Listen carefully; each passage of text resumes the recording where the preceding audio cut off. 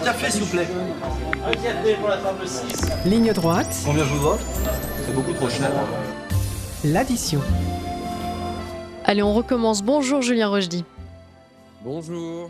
Vous êtes, je rappelle à nos auditeurs que vous êtes écrivain et éditeur, auteur notamment de L'amour et la guerre en 2021, Philosophie de droite en 2022 et Surhomme et sous-homme, valeurs et destin de l'homme en 2023, tous aux éditions Hétairie. Vous pouvez peut-être nous dire comment se procurer dans un premier temps vos livres, Julien Rochdy. Un peu partout, mais vous pouvez surtout aller sur mon site rochedy.com. Très bien, on fera un rappel à la fin de cette émission. Julien Rochdy, je vous laisse commencer avec votre édito. On va parler de cet imbroglio de Matignon, de ce Premier ministre qui n'arrive pas, mais qui finira quand même par arriver. Alors, de quoi Thierry Baudet, je ne sais pas si ça se prononce Baudet ou Baudet. Baudet, je crois. Mieux de dire Baudet, ouais. De quoi Baudet est-il le nom? Alors, un nouveau nom, justement, est sorti du chapeau de notre grand prestidigitateur présidentiel adoré, j'ai nommé Macron Ier, pour occuper enfin le poste de Premier ministre. Un inconnu au bataillon démocratique, mais ayant un petit nom dans la bureaucratie politique française. Thierry Baudet, président du fameux Conseil économique, social et environnemental, conseil, je le rappelle, conseil qu'on a voulu supprimer à plusieurs reprises ces dernières années, tant il est absolument inutile et coûte très cher à entretenir, puisqu'on parle d'environ 50 millions par an pour rémunérer des fonctionnaires dont on peine à trouver une quelconque utilité publique. Thierry Baudet est donc un de ces grands seigneurs anonymes de l'incommensurable gabegie républicaine, ayant une sensibilité de gauche, mais pas trop, étant un personnage falot à souhait avec le charisme d'une flaque d'eau, ayant monté toutes les marches, non en dépit d'ailleurs de ce défaut, je vous ferai remarquer, mais bien plutôt en vertu de celui-ci, car dans cet univers républicain, démocrato-managérial administratif, eh bien, pour grimper, il ne faut surtout pas savoir s'affirmer, mais bien toujours savoir se faufiler. Ce qui n'est pas pareil. Et donc, pourquoi Thierry Baudet comme possibilité de Premier ministre d'Emmanuel Macron? Eh bien, parce que je crois qu'il aurait le profil parfait pour incarner nos déconvenus démocratiques. Vous savez, quand la démocratie n'est pas en mesure d'indiquer une direction, eh bien la direction doit indiquer en quelque sorte la démocratie. Et en France tout particulièrement, nous savons, lorsque le démos, c'est-à-dire le peuple, empêche le kratos, donc le pouvoir, nous savons bien que le pouvoir doit inévitablement finir par empêcher le peuple.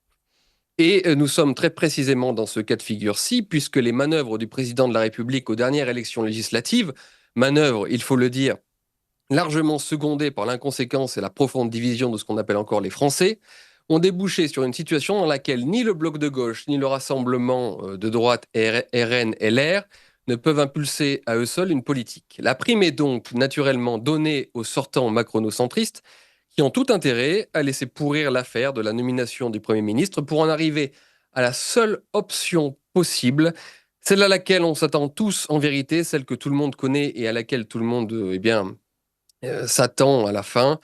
Simplement, vous savez, il faut les protestations d'usage et les altermoiements théâtraux des préliminaires politiciens avant enculage, un gouvernement technique sur lequel l'ensemble des forces publiques s'acharnera pendant que le char présidentiel, lui, passera. C'est très très malin. Parce que regardons en face les marges de manœuvre du président de la République. Hier, en plein imbroglio matignonesque, Bruno Le Maire a fait savoir qu'un sérieux dérapage des finances publiques, je cite, était en cours, puisque celui-ci pourrait atteindre 5,6% du PIB, soit quasiment le double de celui pour lequel nous nous étions engagés, vous savez, les fameux 3%. La France est donc en faillite totale, et puisqu'il est à la fois inenvisageable d'augmenter encore les impôts sous peine d'étouffer encore davantage l'activité économique, mais puisqu'il est aussi également inenvisageable de baisser les retraites sous peine de tarir le filon électoral des macronocentristes, à savoir les retraités comme on le sait, eh bien ne reste en matière de gouvernement de la France qu'à tenter de ratiboiser ici ou là certaines dépenses publiques sans déclencher de révolte populaire trop importante. Et pour mener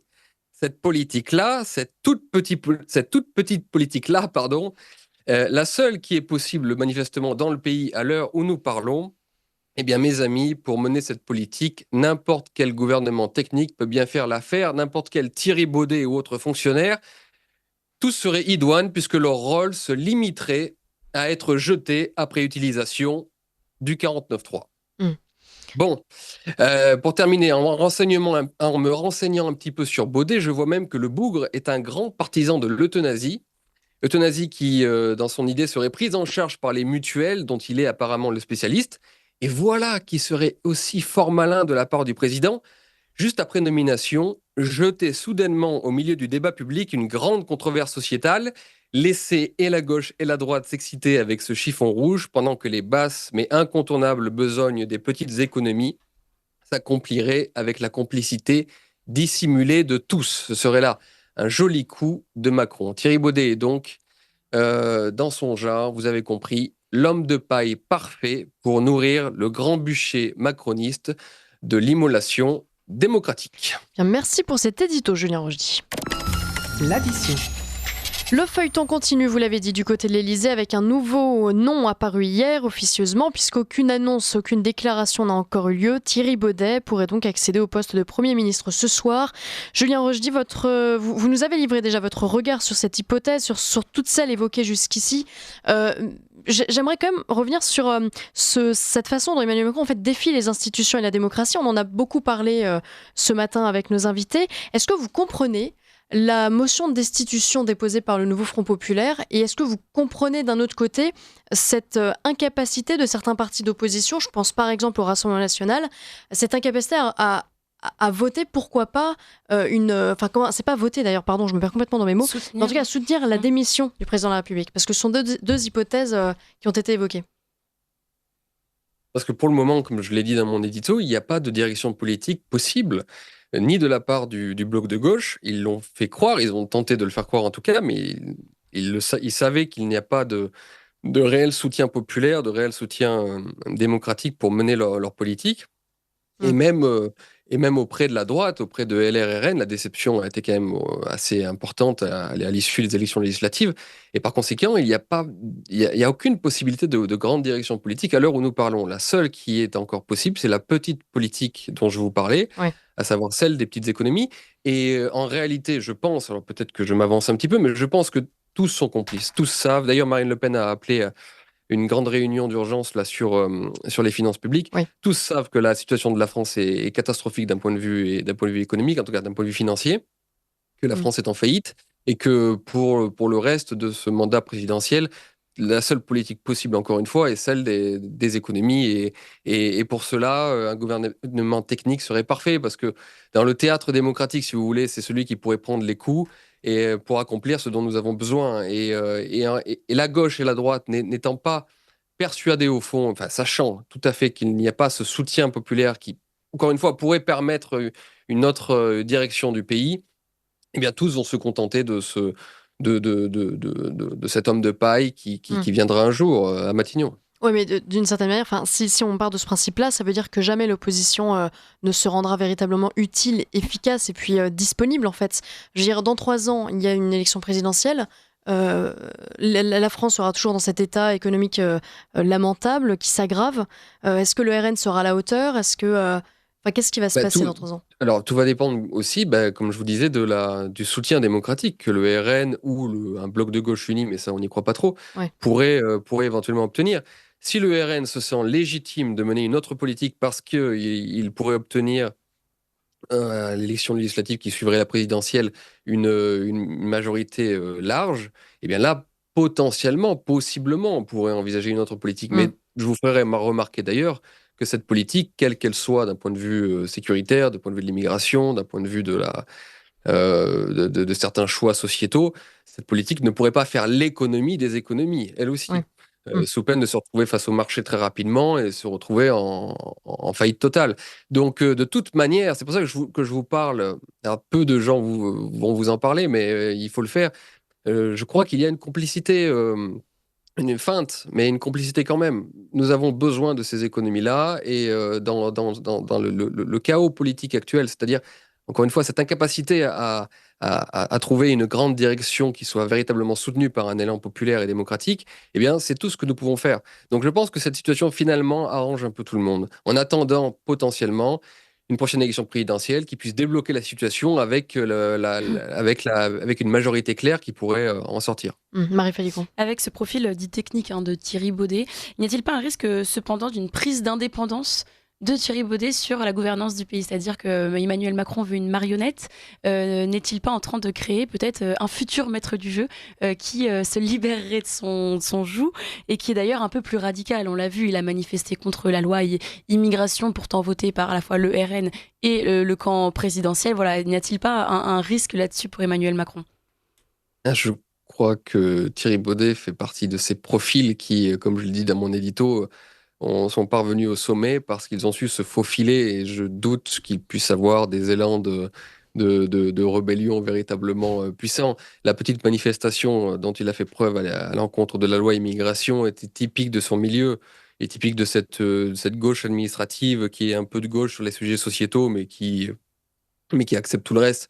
Non, non, non, Thierry Baudet est un personnage falot, manifestement, est un personnage voilà, qui fait partie de cette grande classe managériale, administrative française.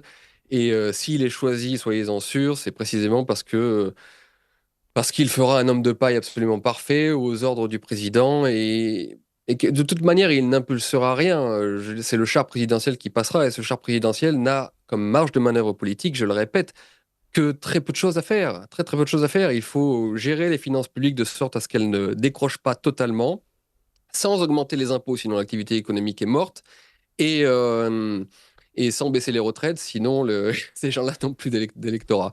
Voilà, c'est tout simple en fait, malheureusement. C'est terriblement simple. Le Rigolière. Bonjour Julien Rochdy. Les Bonjour.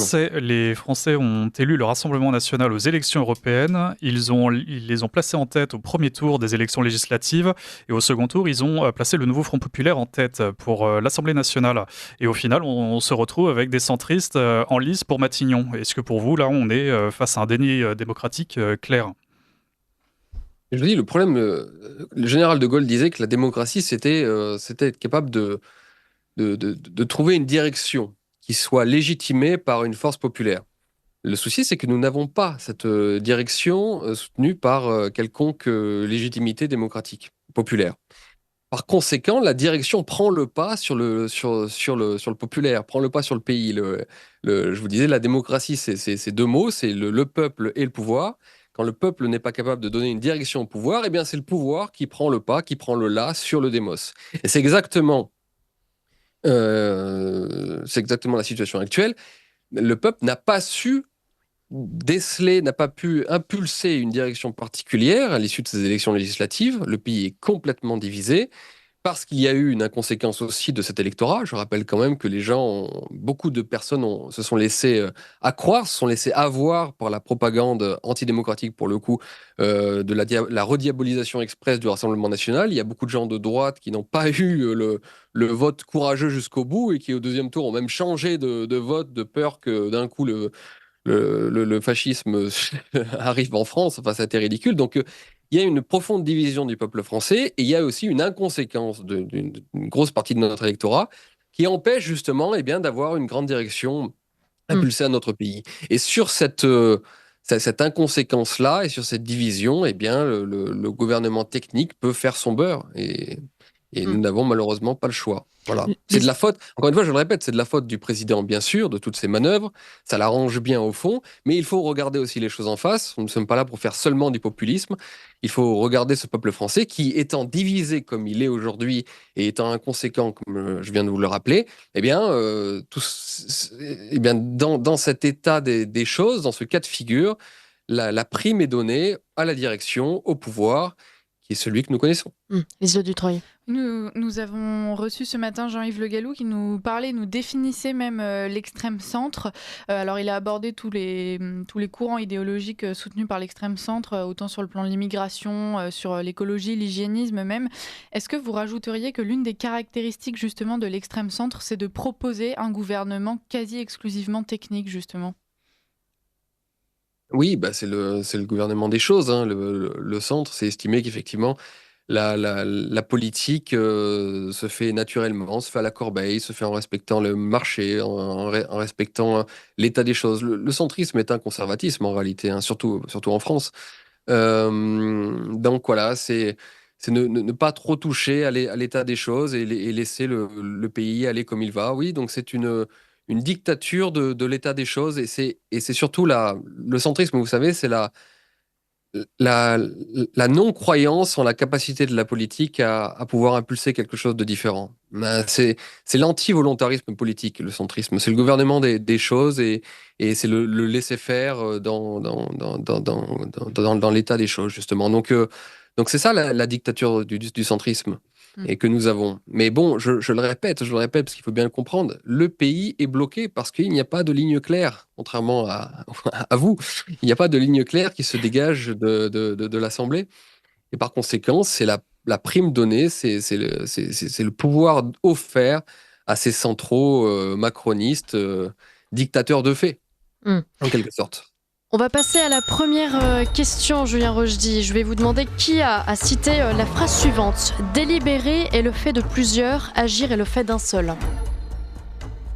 C'est un homme politique. Oui, sûrement.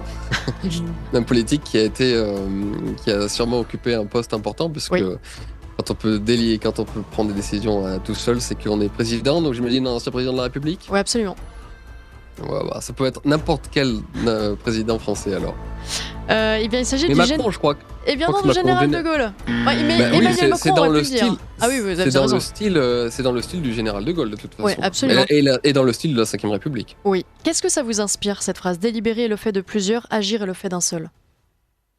Je voulais vous citer une parole du général de Gaulle à un homme politique en 1946 ce matin. Le général de Gaulle dit à un homme politique lambda: voyez-vous, l'erreur la plus commune par tous les hommes d'État, c'est de croire dur comme fer qu'il existe à chaque moment une solution à chaque problème.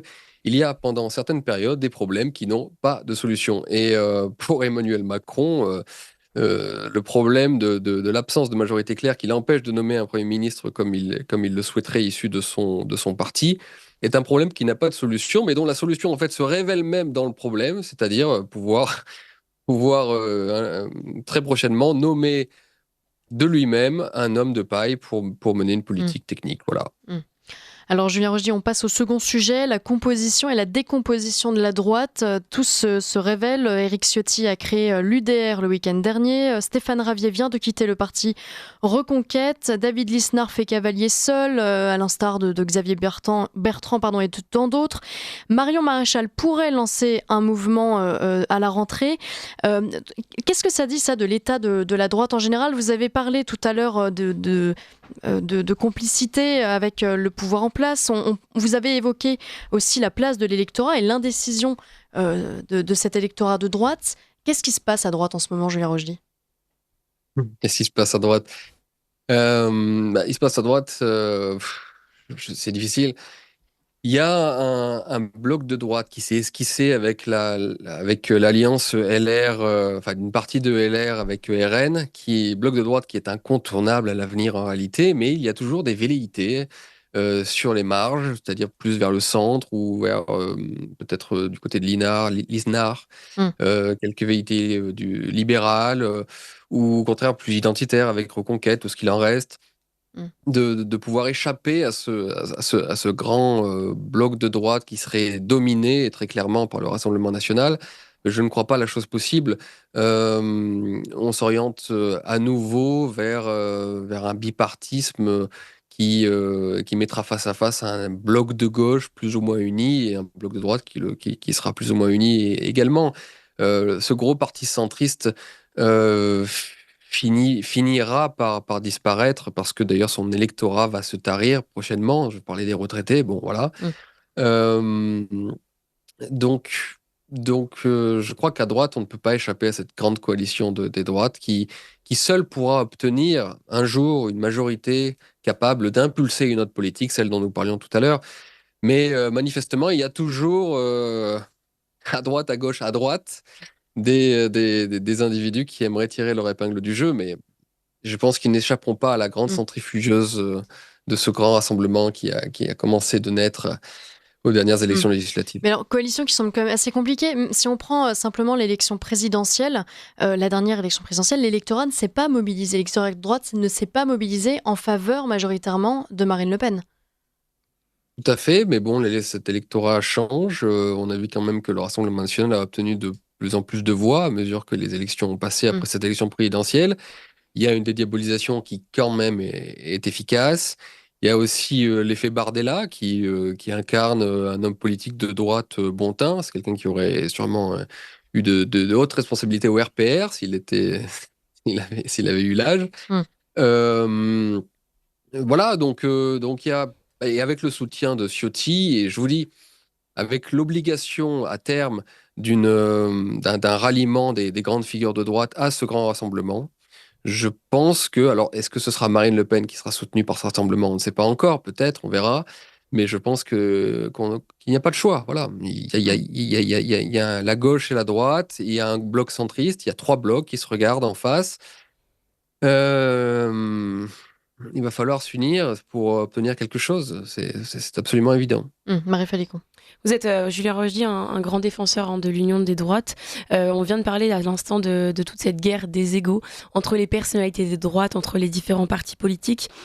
La question qu'on se pose, c'est évidemment dans quelle mesure les égos peuvent-ils être mis de côté pour la France. On comprend bien que Marion Maréchal n'a peut-être pas d'ambition présidentielle face à sa tante. Nicolas Dupont-Aignan s'est déjà désisté. Éric Ciotti n'a sensiblement plus non plus d'ambition présidentielle. Certes, ils seront peut-être derrière Marine Le Pen, mais est-ce vraiment suffisant pour gagner ? Je ne sais pas si c'est suffisant, mais en tout cas, c'est nécessaire. À l'heure où nous parlons, le rassemblement seul, cela sera très clairement insuffisant. LR seul, ce sera très clairement insuffisant. Et toutes les petites personnalités que vous avez citées seront également insuffisantes. Donc, nous savons aujourd'hui, à l'heure actuelle, on le voit avec ce qui se passe aux États-Unis, avec ces grands mouvements républicains qui rassemblent également des individus qui sont très opposés, qui sont très différents. Nous voyons que nous nous orientons vers cette forme de politique. Finalement, nous revenons même à cette forme-là, puisque elle est inscrite même dans le code démocratique, que d'avoir des grands mouvements qui finissent par se rassembler malgré les divisions internes et malgré les guerres d'ego. Le Rassemblement national, je crois, et en tout cas j'espère, a compris qu'il ne peut plus faire cavalier seul, voilà, et que pour parvenir à des coalitions, il ne peut plus avoir cette forme de gouvernance paranoïaque et absolument centriste et jacobine et dictatoriale, despotique autour de la personne de Marine Le Pen et de son équipe.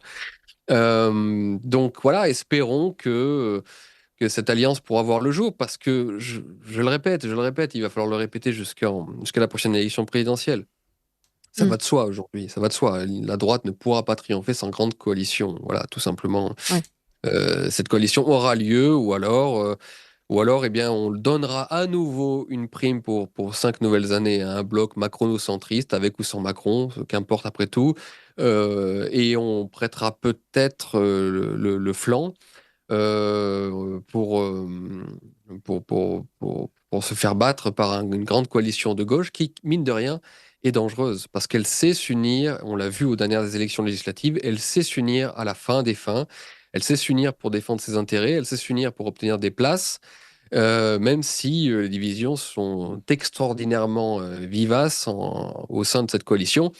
Les postes et le théâtre de la lutte antifasciste permettent à chaque fois la coalition des gauches, et sait-on jamais, une figure sortant en 2027 qui pourrait justement incarner cette union des gauches pourrait potentiellement prendre le pouvoir. Donc c'est un danger qui doit aussi responsabiliser tous les responsables de droite en vue d'une coalition nécessaire. Julien Rochdy, vous avez vu naître le parti d'Éric Zemmour Reconquête en 2021. Vous avez soutenu Éric Zemmour en 2022.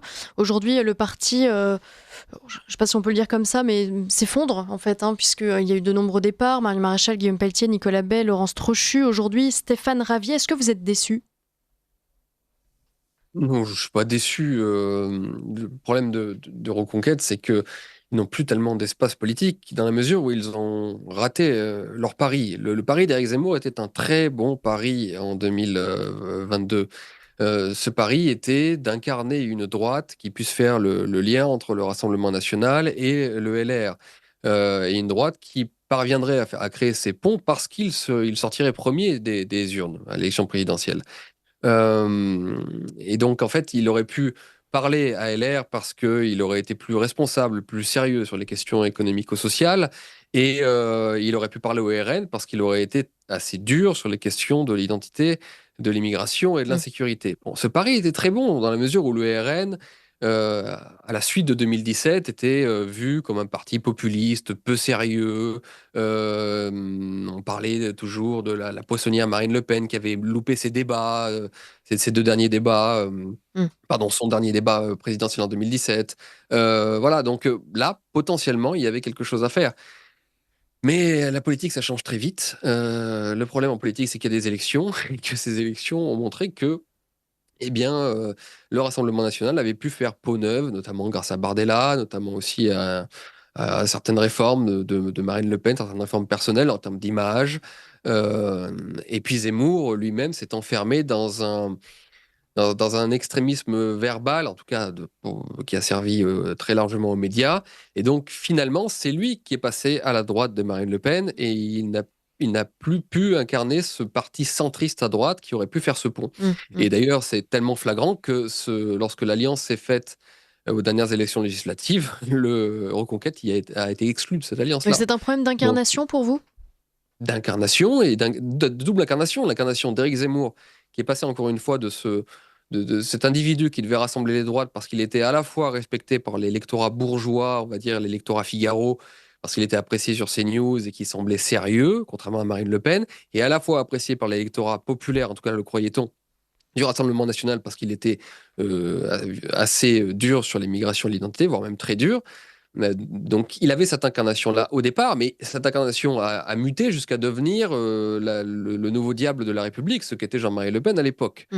Et Marine Le Pen, avec Bardella, on va dire le couple Bardella-Marine, a changé également d'incarnation, puisqu'ils sont passés, enfin Marine Le Pen est passée d'une incarnation populiste, démagogiste, démagogue et disons peu sérieuse sur les questions économiques et sociales, et en tout cas pour gouverner le pays. Elle est passée avec Bardella à une posture beaucoup plus sérieuse, beaucoup plus présidentiable.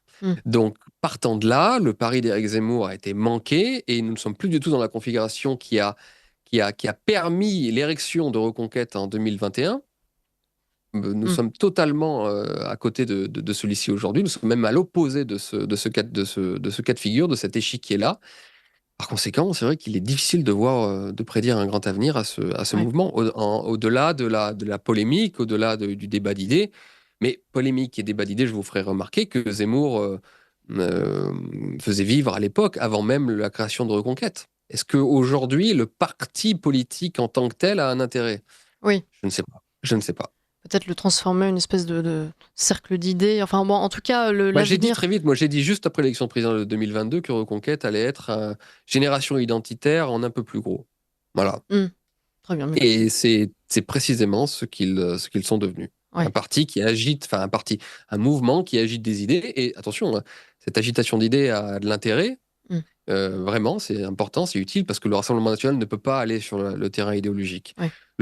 La France est tellement cornaquée, c'est tellement compliqué d'avancer une idée dans ce pays sans créer des émois médiatiques immédiats que malheureusement, pour parvenir à obtenir l'électorat principal en France, qui est l'électorat des retraités qui ont peur pour rien, il faut passer son temps à garder le doigt sur la couture du pantalon. Et c'est ce que font très bien Bardella et Marine. Et c'est la direction qu'ils veulent prendre, c'est très clair.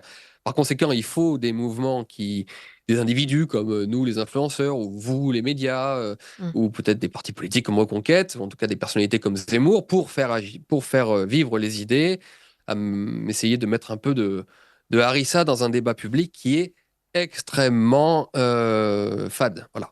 En Reconquête avait donc pour vocation de servir de trait d'union entre les partis de droite, une union qui a commencé d'une certaine manière avec une partie des Républicains par la voix d'Éric Ciotti qui s'est allié au Rassemblement national. C'est un début.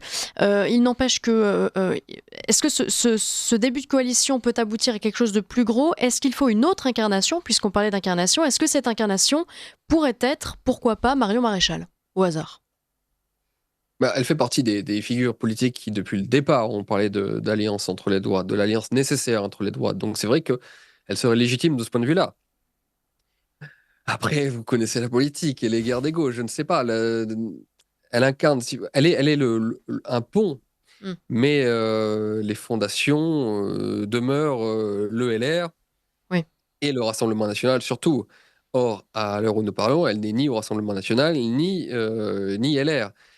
Par conséquent, je crois raisonnablement, il faut plutôt envisager, hélas, ou tant mieux, je ne sais pas, mais il faut plutôt envisager un candidat qui serait issu de ces formations.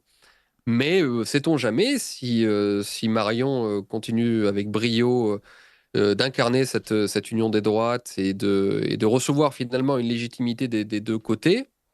Alors pourquoi pas, tout est possible, hein, tout est possible en politique, il ne faut jamais désespérer comme on le sait. Mais de là à vous dire maintenant, c'est Marion le cheval qui fera l'union de la droite en 2027, non, c'est un petit peu abusif. Il nous reste une petite minute, Liselotte Dutreuil. Oui, quand on parlait de reconquête, alors je me trompe peut-être, mais je pense que l'une de leurs stratégies, c'était aussi de pouvoir proposer des profils de techniciens, là où on reprochait souvent au Rassemblement national de ne pas faire le poids. Est-ce qu'aujourd'hui, vous pensez que le Rassemblement national ou une certaine union des droites pourrait justement attirer ce genre de profil et rassurer donc la frange des Français qui va de plus en plus s'inquiéter pour notre économie au-delà de l'immigration? Ça, c'est surtout le travail du Rassemblement national qui doit gagner la bataille de la crédibilisation après avoir gagné, ou en tout cas presque gagné, celle de la dédiabolisation. Le Front national doit devenir crédible d'un point de vue économique et social. Et je vous avoue que je ne suis pas très rassuré parfois parce que nous parlions du déficit public qui est monstrueux et qui, de toute façon, condamne toute politique en France, quoi qu'on en pense et quoi qu'on dise et quoi qu'on délire sur le sujet. Tout parti politique, y compris d'ailleurs un parti, et surtout, j'allais dire, un parti de droite, devra prendre en charge ce problème financier. Et lorsque le Rassemblement national continue, à travers M. Chenu, que j'ai entendu il y a 2-3 jours, continue de parler de retraite à 60 ans, je vous avoue que je suis plutôt inquiet sur cette question, parce que la crédibilité économique ne sera pas obtenue par des propositions démagogiques. Écoutez, merci beaucoup Julien Rochdy. Cet entretien touche déjà à son terme. Merci d'avoir accepté cet entretien qui se poursuivra donc, merci à vous. Qui se répétera chaque semaine. Et puis je rappelle à nos auditeurs qu'ils peuvent retrouver tous vos livres sur votre site internet. On en reparle évidemment, c'est aussi la semaine prochaine. Merci Julien Rochdy.